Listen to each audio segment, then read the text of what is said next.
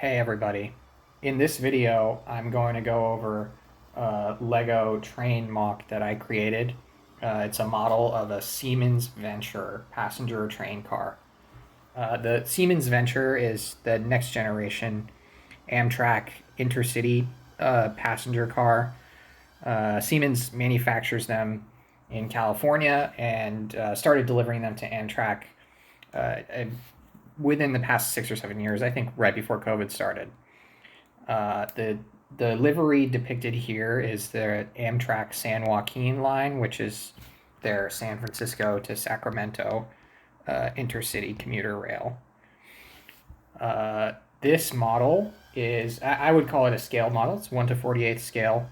It's 8 studs wide by 65 studs long. So that's 20.5 inches.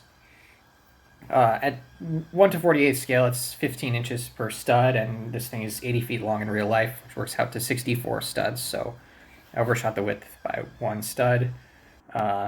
It has 1,054 pieces, and it's not entirely composed of genuine Lego. So the wheels are Big Bend bricks, 17.6 millimeter wheels. The magnets are analogous to Lego's old magnet components, but they're from Studley trains, and they're purchased through a website called Lifelights. And the axles are lubricated with a light plastic safe oil that's meant for model trains. I started working on this model in mid 2022, and it sat complete for several months. And then in Q1 of 2023, I completed a revision, and the model that's shown here is the revised version. So now I'm going to talk through sort of like my product vision and how that was implemented, and why I wound up revising this. So I had started getting interested in building trains out of Lego, and I needed rolling stock to complement the locomotive that I had built.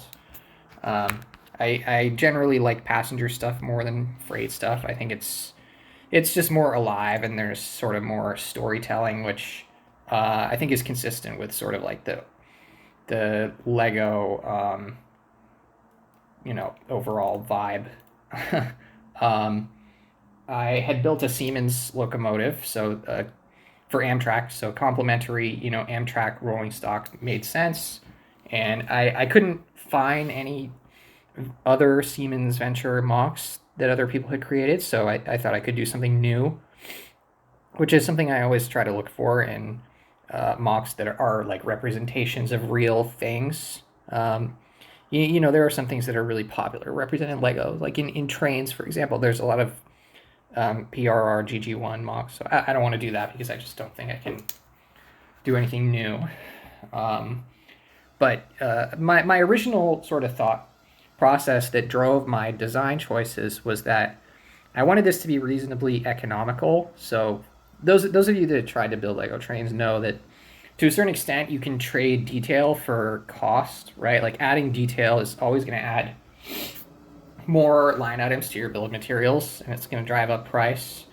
And so I thought that if I sort of kept the level of detail, reasonable, and kept the cost under control, then it would be easier to duplicate this, and I could sort of build out my Lego railroad by, either just building more or building more permutations. Like I could build a complementary dining car or something, or I could iterate on this basic design and make other similar looking modern passenger rolling stock. And so that was the V 1.0. It was like lower detail than what's shown here. And of course also more affordable to build. And after I built this, I was not interested in doing other very similar mocks. I went in other directions with my subsequent Lego train creations. And I kind of had the realization that my product vision, as I called it, was not really well suited to what I was actually building. So Lego trains I found are pretty high effort, like regardless of your target price point. So you don't really benefit from targeting a cheaper final product. Also, 1 to 48 scale trains are so big that you can only run like 2 or 3 locomotives and rolling stock combined at one time. You just don't have room for more. So there isn't really a lot of value in duplicating the same build over and over. So I just think conceptually it makes more sense to make MOCs that are high effort and unique relative to one another, more diverse.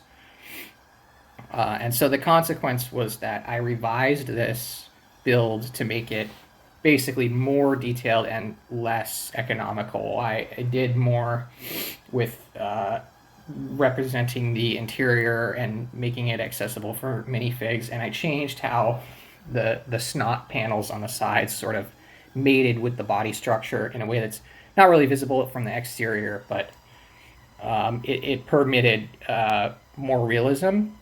And anyways, this is the sort of post-revision build.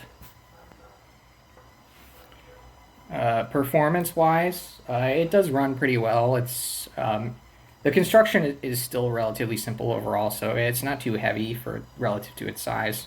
As you can see, the length is pretty goofy on our 40 curves, and with any train, any rolling stock of this length, there's a lot of overhang and curves. So first of all, that causes issues with built-up layouts. Like you can't really build anything tall on the inside of curves, or this will crash into it. And there's also certain track configurations that this cannot handle, like same-handed switches after curves. And there's really not much that you can do when you're creating the rolling stock that can solve for that. It's just an inherent consequence of it being really large. It's hard for me to say whether or not this MOC was successful. I mean, I don't think it was successful initially because I had to revise it so heavily. But I think post revision, I'm happy with how this has turned out. I think it's a good representation of the Siemens venture. I think it looks good in motion and it runs well. I like seeing it on my desk here. And anyways, I hope you enjoyed the video. I hope to make more videos of my other train MOCs soon. I'm going in chronological order here, so the future ones will incorporate learnings from this project. Anyways, thank you all for watching.